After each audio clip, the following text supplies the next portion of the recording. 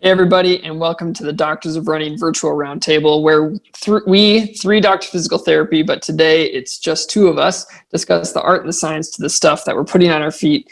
But it's not just us today. Today we are so thankful to have Chad here from ASICS Running. He is joining us, giving us his valuable time to talk about what ASICS has been up to and the direction a little bit about what they might be doing in the future, and talking about what ASICS has done in 2020. So thanks so much for joining us, Chad. Yeah, thanks for having me. Yeah. So let's just start. We love to ask people kind of how they got involved with the industry. What's their history of running? What are you doing with ASICS now? How long you been there? That kind of thing. Just give us some background. Sure. Yeah. So I think the cliff notes would be, so I started in run specialty, worked in run specialty for about 6.5 years, independent store, and then wanted to kind of get my hand. Which store were you at? Yeah. So I worked for a really small store in Bellingham, Washington called Fairhaven Runners and Walkers. A little shout out to them, Steve and Genevieve, but really great experience, worked with a lot of bigger brands, and my degree was in automotive engineering. And so I really wanted to kind of get into product creation. And so there was an opportunity that came up with ASICS. And so I started with ASICS in 2014, actually, as a tech rep, which is kind of more staff education kind of in the field with run specialty, sporting goods. So I was covering at the time Washington, Oregon, and Alaska. And then about 1.5 years into that role, got the opportunity to get into product. And so I've been in a couple different product roles, and currently I'm a global product line manager, and I manage a couple of our product silos for the globe. Fabulous. So you were a Northwest rep then? Correct. So yep. Then you would probably know stores like Fit Right Northwest or Foot Traffic in Portland, which I'd like to. Oh yeah. Fit Right no longer exists, but big shout out to Foot Traffic, as I also had my start in running retail stores. So cool. Yeah. Good to shop local for sure. Yeah, absolutely. Fabulous. So let's kind of the last 2 years, ASICS has really introduced a lot of new things. You're looking at the lines like the Evo Ride, the Glide Ride, the Meta Ride, and then you look at the new foams like the Fresh Foam Blast. You kind of have, I think there's 3 shoes kind of in that line: Novablast, Dynablast, and then obviously the Metaracer. You have a lot of new things. I feel like that Metaracer fits into that Glide Ride, Evo Ride category with the way that the rocker. We'll dive into that. Maybe you have more insight. But what was kind of the inspiration or philosophy for some of these shoes, and how'd you guys come upon developing them? Sure. I mean, it's a lot of shoes you just rolled off the tongue there, so I'm going to try to answer that comprehensively, but also concisely. So for the Meta Ride, which kind of started that whole silo that you touched on with Glide Ride, Evo Ride, and then kind of that guide tool technology, applying it to racing and Metaracer. That was really kind of lab learnings we saw about how do we improve running economy and efficiency through the kinetic chain as the runner is running, with this idea that every runner would want to improve and be able to run longer without expending as much energy or effort. And so that was kind of the impetus there. And then we, looking at kind of like the Novablast and Dynablast, that was more how do we create a new and differentiated running experience from like our core running product like the Kayano, Nimbus, Cumulus 2000, mainly because we're seeing a lot of runners that are maybe not racing or running quite as far in terms of distance, but wanting a softer, lighter weight, a little bit more progressive underfoot ride. And so I would say the consumer came first in all of them, and we're obviously foam and material innovation has definitely accelerated over the past couple of years, and so that really was also a key driver in terms of delivering some of those experiences. Yeah, and I think I don't know how much of the the research behind some of the way that you guys have integrated your rocker sole and your toe spring into those shoes, but one of the shoes I did test this year was the Glide Ride, and the rocker and Matt and David both did the Metaracer. And so in that line, those are the ones we got to test. And the 4-foot rocker and the emphasis there really does, in terms of how it feels, really gives that forward drive feeling where you're kind of, I don't want to say falling forward because that might sound bad, but that idea of it's really pushing you forwards up onto the toes quickly, and the sole facilitates that. And in terms of energy expenditure, the idea being if you take away some of the demand on the body to create that rocker, you can be a little bit more efficient. Did you have a role in that? I don't know what the event was called, but where people basically put on the Glide Ride and went and ran as long as they could. out in the Salt Flats or whatever it Salt was. Flats. Yeah, I think it was called the Endless Run. So full disclosure, I was the PM for Glide Ride 2 and then working on the rest of the kind of that silo now.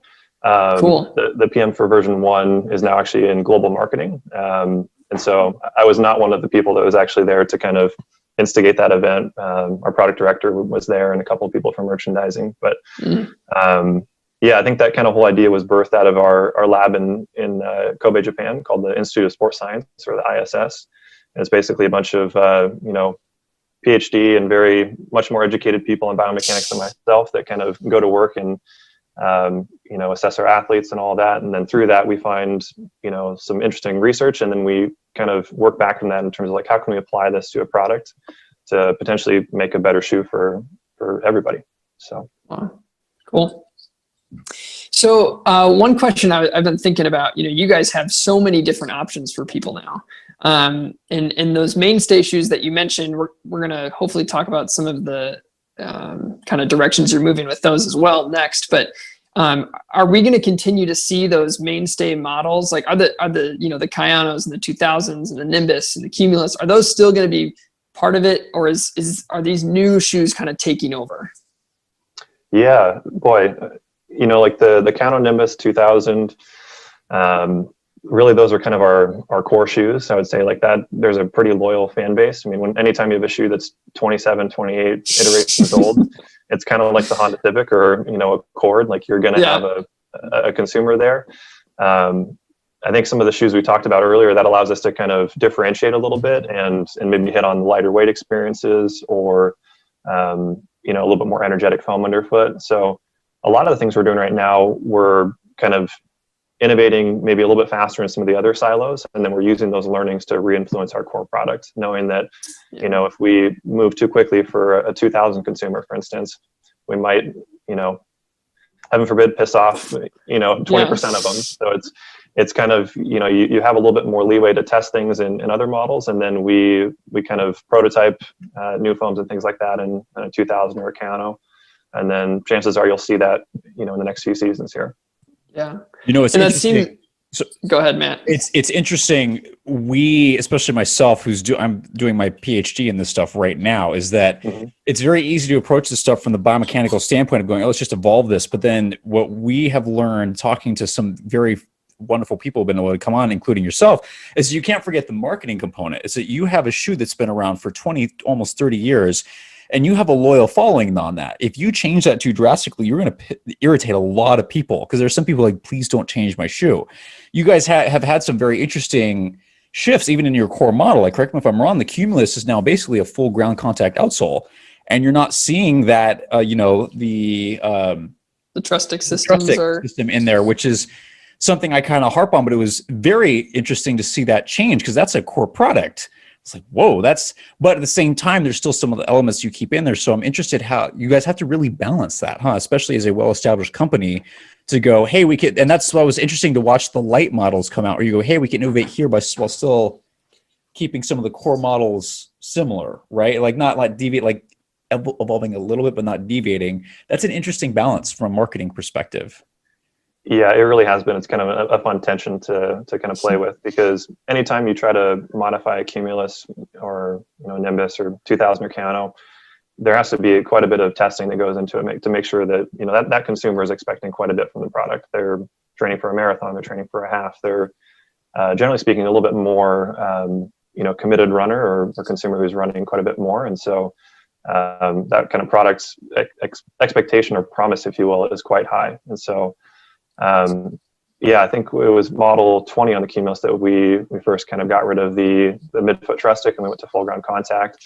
And then as we've gone to 22, we've kind of, even taken off a little bit more of the weight. And a lot of that kind of comes down to even material updates, in the sense that, in the past you had to have these rigid plastics and things to reinforce even a neutral shoe, because otherwise the shoe was just, either too compliant or too heavy. And so torsionally you couldn't get it to operate the way you wanted it to as you go through the gait cycle. And so, overall, I mean, we're happy about the direction. I think the Cumulus 22 is a really killer update. It's probably one of my favorite shoes from this past year.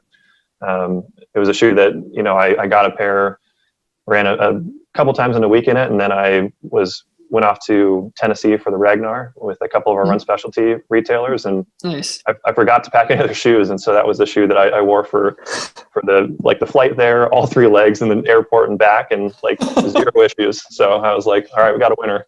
That's awesome. The clear advertisement for the Cumulus on this one. Yeah.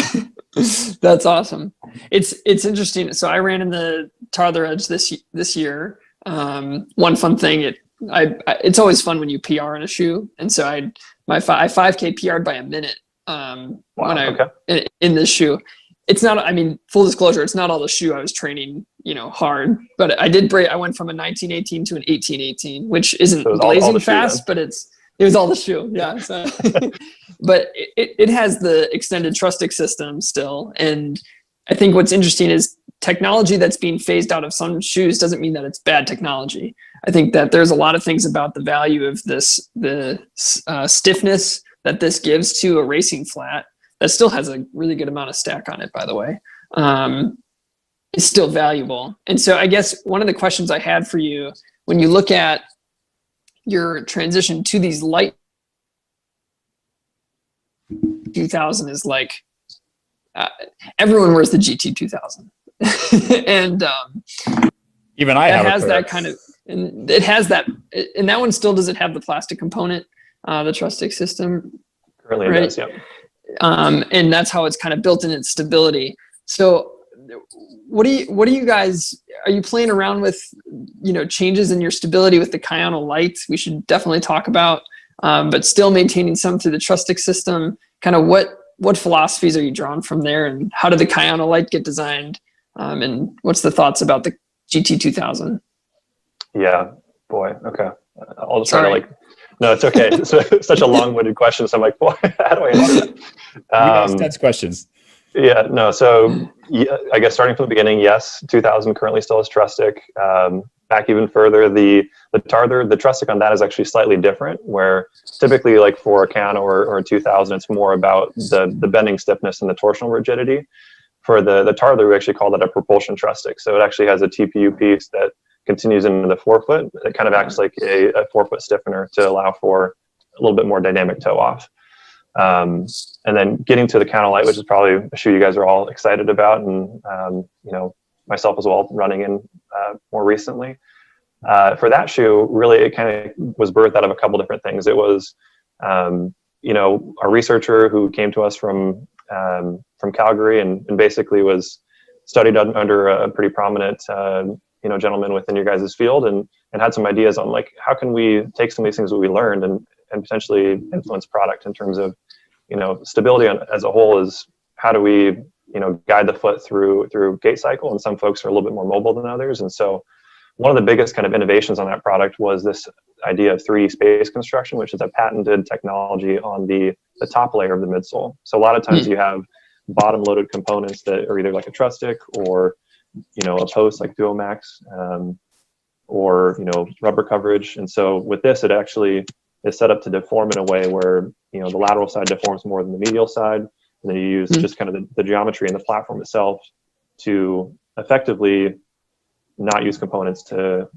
stabilize the foot. So we were really excited when we saw the lab results and kind of like this proof of concept. And anytime you get runners and athletes who test the product and they speak highly of it, you think you're onto something pretty good. And so it was a pretty fast turnaround on the product, in the sense that, within about 18 months we had like this idea, and then it was just brought to market in kind of this incarnation. And it worked right away. 18 months is pretty fast.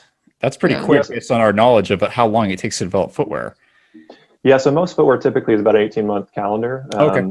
But bringing in kind of like a new concept and then testing it to the degree, in lab testing, wear testing, making sure that you feel confident to bring it to market.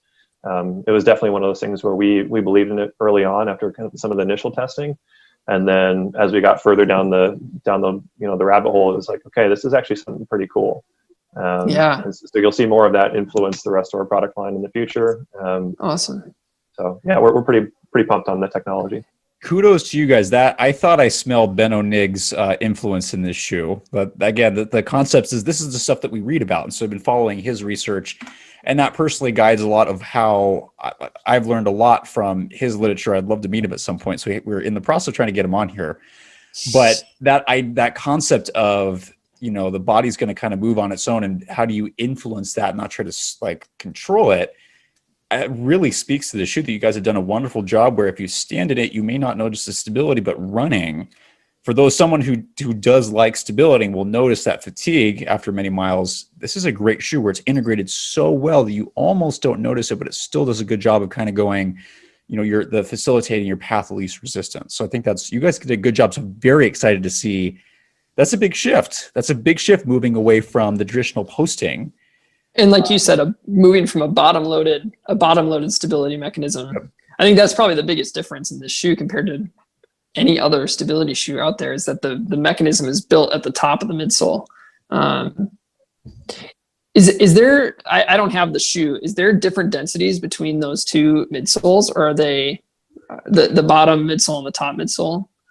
No, so it's actually all the same density. It's a slightly different density than that of the Nimbus Lite. They both use the same midsole compound, the flight foam with the cellulose nanofiber, or the byproduct of kind of the creation of sugarcane. And so it's about 20% of the biomass is kind of that recycled content. And then like Nimbus Lite, it's about 80% of the upper is recycled, like basically like recycled polyester through like, you know, bottles and things of that nature. So there's a green component there as well that we were exploring as we look to create more sustainable product also.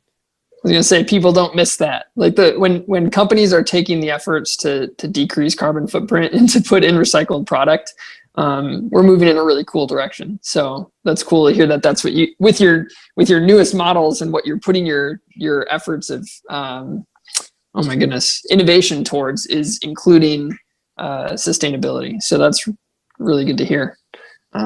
It's awesome. Matt, do you have any other questions about the Kayano Lite? Yeah, I'm curious because having tried a good number of ASICS shoes, the fit was far different than any ASICS shoe I've tried. So I'm wondering, did you guys change the last kind of what, if you did, what was the thought behind that? Because to me, this is one of the widest.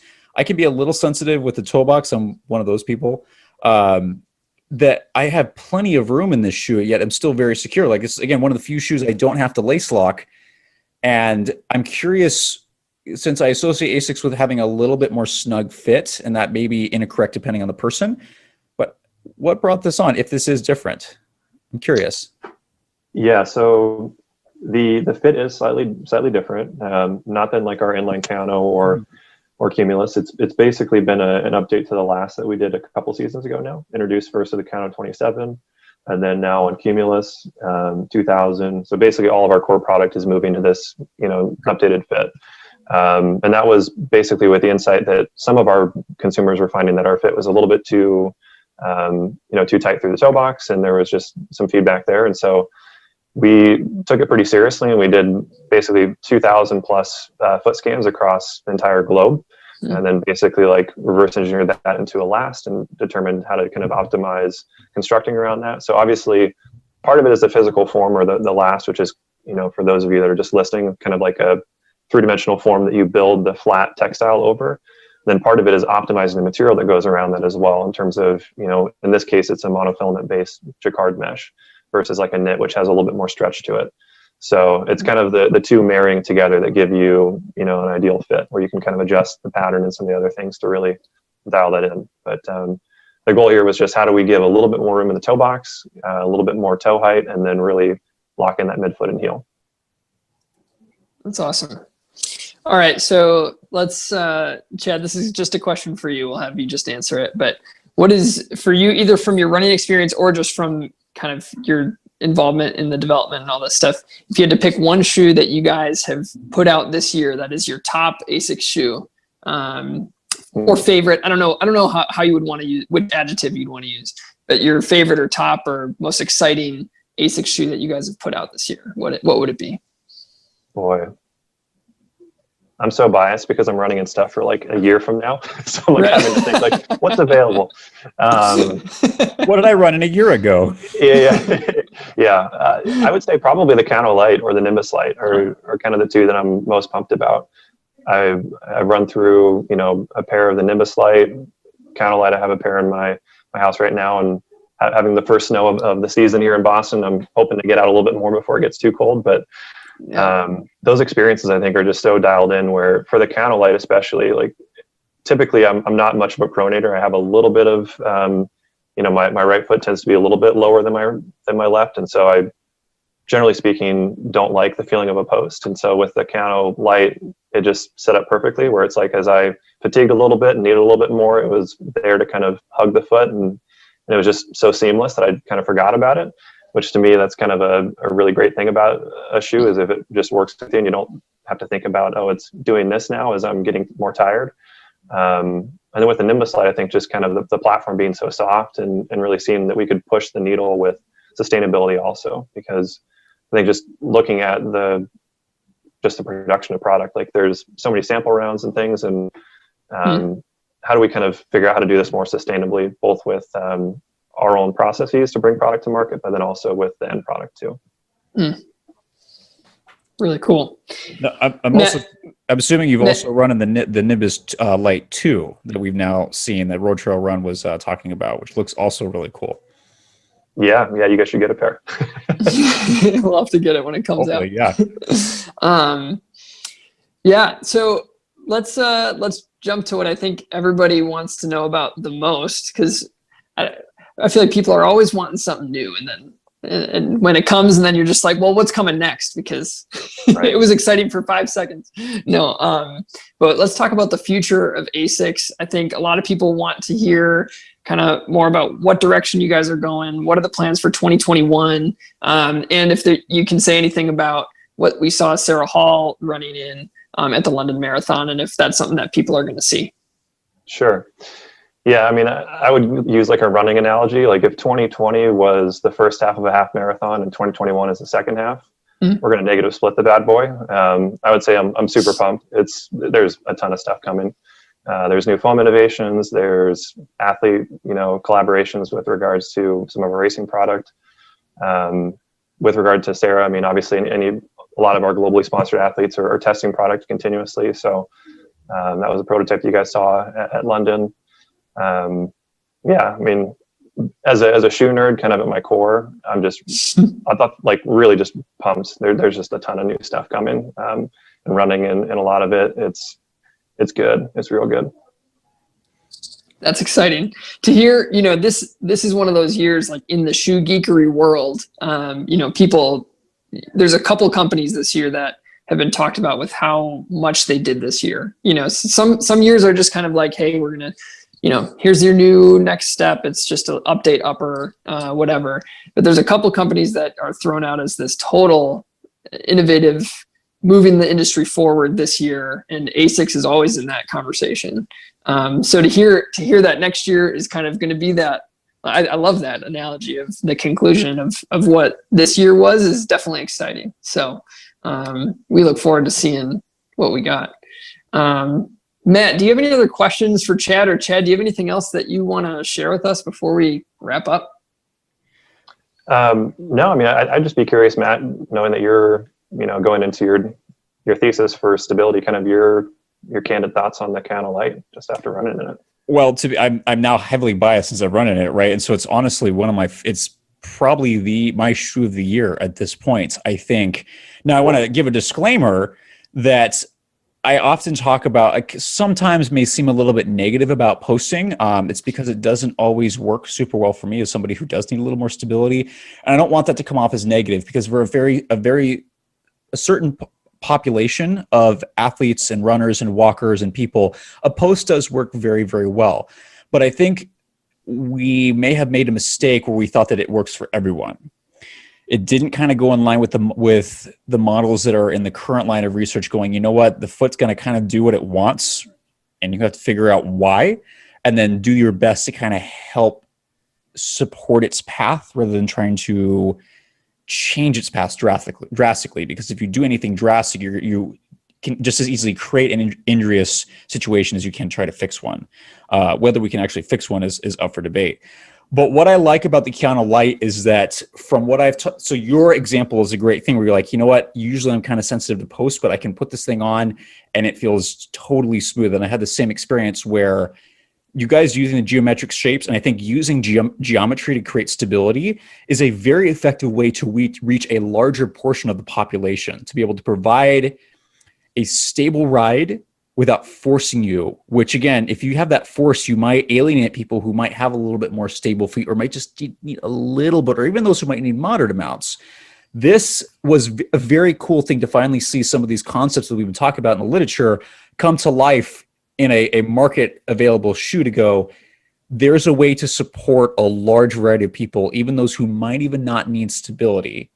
And from a biomechanics and a marketing perspective, if you can create something that reaches a larger group of people, that's awesome. And so that's, I think, one of the really, other than this being super comfortable and like fitting my biomechanics totally, which can bias here, I think you guys did a really good job, and I'm really excited to see what comes of it. I mean, you guys use so many things like, flare and things like that to be integrated really well. I'm amazed to see a heel bevel on ASICS, because I know I harp on that a lot. I was like, whoa, what is this? Like, what happened? What do you guys smoke? No, I'm just kidding. But it was cool to see that. And I am excited to see the direction you're heading. And if this is any indication, it's really good. So being able to create a product that doesn't isolate into a specific group and instead can successfully reach a greater group of people with a variety of needs is very impressive. And I think just highlights a lot of the recent literature, because sometimes there's not a good connection between the literature and like real life. We see, as clinicians, we see that all the time. We're like, yeah, I know the research says this, but I'm watching this work in front of my eyes, and it's not just the research, it's how does it work in the clinic or on the road. And I think this is a great example of it does work, and it can work really well. And so that's why I'm very impressed. You guys did a great job. Awesome. Well, thank you. Yeah, I'm excited too. Fabulous. Matt, do you have any other questions before we wrap up? I don't think any major one. I am curious. I'm a little biased on this. What kind of ASICS, and I don't know if you can tell me this, but in terms of your guys, you've done a great job. I'm curious on thoughts on the heel bevel, on posterior flare, as I know that ASICS, and I'm not trying to be negative here, typically doesn't do a ton of heel bevel. It's a little more extended. I'm curious as to what prompted you guys to add this a little bit more, and if we might see a little bit more development there. I know some other companies that are going the opposite direction of this and extending it way out. So I'm curious to know where you are going with this. Mm-hmm. I'm also a big proponent of a heel bevel, as it can anatomically reinforce what that curved calcaneus. Yeah, I'm a big fan of analogies, so I'll use one from the auto space, and that's speed doesn't kill. It's really the amount of time it takes for you to go from 100 to 0. Okay. And so kind of like how cars have the crash panels, where if you had a full steel, frame on a car and you were to hit a brick wall, the passenger in the car would be totally wrecked, like in the sense that they'd be definitely ER, likely a lot of internal bleeding. And so they've strategically engineered these crumple structures, or these areas that are, designed to kind of control the load and basically take that time interval and extend it. So similarly, what we saw in some of our testing was that if you increase the bevel or you adjust some of the geometry in the heel and through the whole shoe, you can kind of adjust the amount of time it takes at different parts of the gait, whether it be like heel strike, mid stance, or toe off. And you're kind of seeing us play with that in the Lite family, in the Ride family, or in the efficiency silo, I have to say, with Glide Ride and Evo Ride. And so all these things that we're learning, we're kind of looking at, okay, how do we move these into some of the core product as well? And obviously being cognizant of the fact that we need to be respectful of the consumers we have there, and they don't do that too quickly. But that would be kind of the goal or motivation, is like, how do we take all this really great stuff that we're learning about, these new foam innovations, geometries, new technologies that we kind of now own, and kind of use this across a broader swath of product to make everybody able to experience some of the stuff that we're delivering in these really great innovation packages like the Lite family. So what I'm hearing, not Go to ahead. interrupt today, that what I'm hearing is it's not just about the bevel that I harp on about all the time. It's, hey, what's the speed the material compresses at, right? What's the geometry of how that goes through? Not just how curved is this, but there's a couple other variables that affect that, which seems like every day I learn that things are much more complicated than just part of the learning process. So that's cool. Yeah, I mean, I would say like you're not a lever when you come into contact with the ground. There's typically a lot of three-dimensional planes that you're going through with regards to loading rate and forces and things like that. And so really kind of diving into that with a couple different partners that we're working with to try to better understand how we apply that with our materials to improve the running experience. That's fantastic. I think that's one of the things that we hope that that we're using our platform for is we see the innovations happening in the running shoe industry that in theory can do a lot of good for the body of the runner. And I think that what happens though is people get so stuck in their shoe that they're not willing, like somebody who loves the Nimbus may never consider the Nimbus Lite just because it's not the Nimbus, it's something different.